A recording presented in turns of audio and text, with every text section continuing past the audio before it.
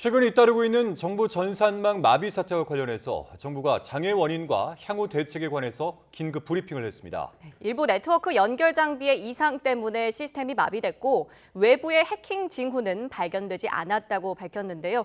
취재기자 연결해서 관련 내용 알아봅니다. 강성욱 기자.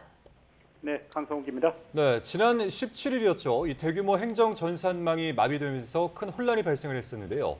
오늘 정부 브리핑에서 혹시 정확한 원인에 대한 설명이 있었습니까? 네, 그렇습니다. 지방행정 전산서비스 개편 TF 공동팀장을 맡고 있는 고기동 행정안전부 차관과 송상효 숭실대학교 교수가 브리핑을 했습니다.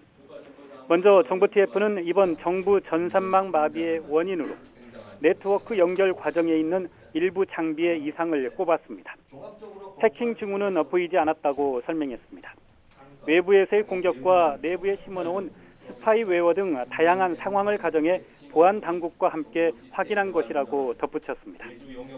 정부 TF는 네트워크 장비 중 하나인 L4 장비의 운영 시스템 업데이트가 전날 있었는데 여기에서 비정상 상태로 전환되는 로그가 다수 반복되는 게 확인됐다고 밝혔습니다.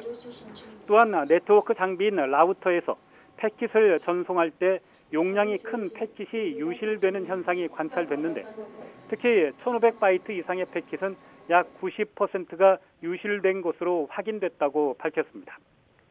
서로 다른 네트워크를 연결해주는 장치인 라우터 장비와 포트 일부에 이상이 있었기 때문이라고 덧붙였습니다. 이 같은 현상은 모두 광주센터와 연관된 것임을 검증했다고 설명했습니다.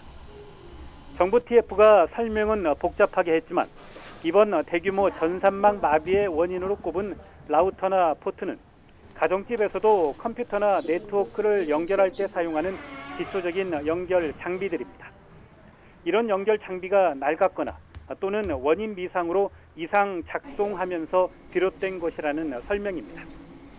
결국 이런 네트워크상의 기본적인 연결 장비들에 대한 사전 점검이나 관리가 제대로 이루어지지 않으면서 대규모 전산망 마비로 이어진 것입니다. 예, 재발 방지 대책도 발표됐다고요? 네, 그렇습니다. 공동 TF 팀장을 맡고 있는 고기동 차관이 발표했는데요. 정부는 이번 장애를 일으킨 오래된 장비에 대해서 오늘부터 전수 점검에 착수했다고 밝혔습니다. 또한 이번 전산 장애가 발생했을 때 국민들에게 신속하게 고지하지 못한 문제를 해결하기 위해 장애 발생 때의 처리 매뉴얼을 보완하겠다고 설명했습니다.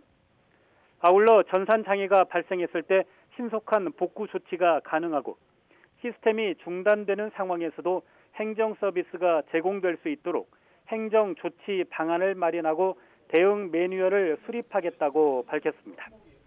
이를 위해 범정부 디지털 정보 위기 대응 체계를 확립하고 이를 총괄하는 범정부 장애 예방과 대응 컨트롤 타워를 보다 강화하기로 했습니다.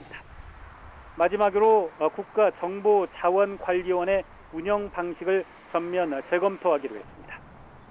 국가정보자원관리원에 입주한 시스템들에 대한 이중화와 재해복구 시스템, 네트워크 구성 등의 기술 구조를 전면 검토하고 조직 진단을 통해 개선 방안을 마련하겠다고 밝혔습니다.